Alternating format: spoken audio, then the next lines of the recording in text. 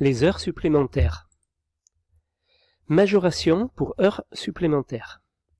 Toute heure travaillée au-delà de la 35e heure hebdomadaire est considérée comme heure supplémentaire et majorée comme suit, soit sous forme de salaire, soit sous forme de repos.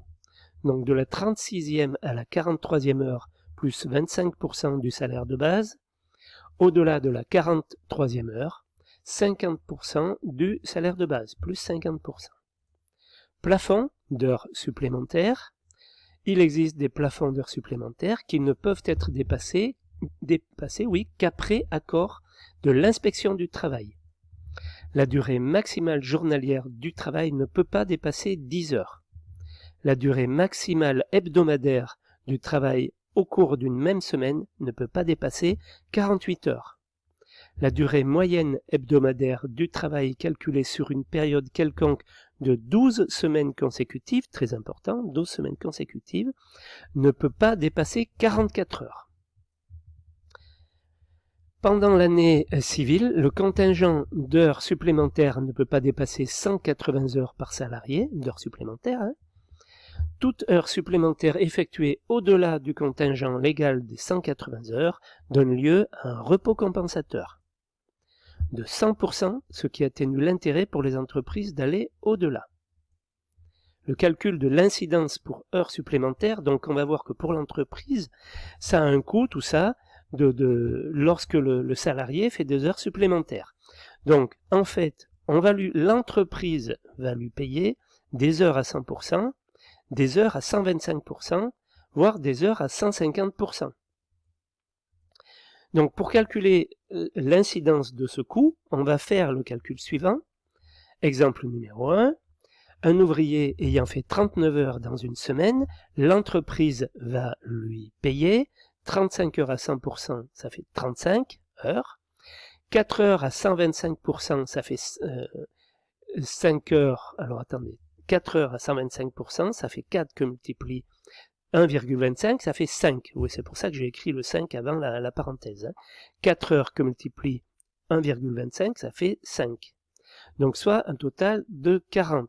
L'entreprise paye 40 heures en réalité pour 39 heures qui ont été travaillées. Voilà. Ce qui fait que le coefficient multiplicateur est donc de 40 divisé par 39. 40 heures divisé par 39 heures. Ça fait 1,02564. L'incidence est de 1,02564 moins 1, c'est-à-dire 0,02564 ou 2,564%. Voilà. Donc ça, c'est lorsque vous allez calculer le coût horaire des ouvriers. S'il y a comme ça 39 heures par semaine, eh bien il faudra faire ce petit calcul-là. C'est pas plus compliqué, mais je reconnais que c'est pas simple non plus. Mais tout ça, c'est de comprendre que l'entreprise paye 40 heures alors que le gars a travaillé 39 heures. Voilà l'idée.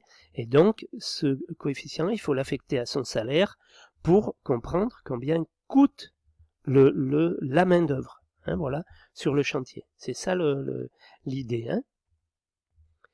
Exemple numéro 2, un ouvrier ayant fait 45 heures dans une semaine, on lui payera de la même manière 35 heures à 100%, plus, alors, attendez.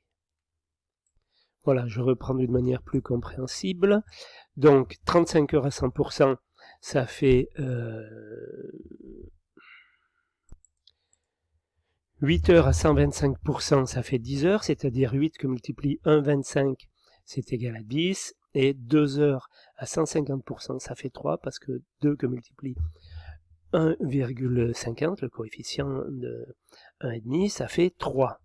Donc, 48. On paye donc, l'entreprise paye 48 heures pour 45 heures travaillées.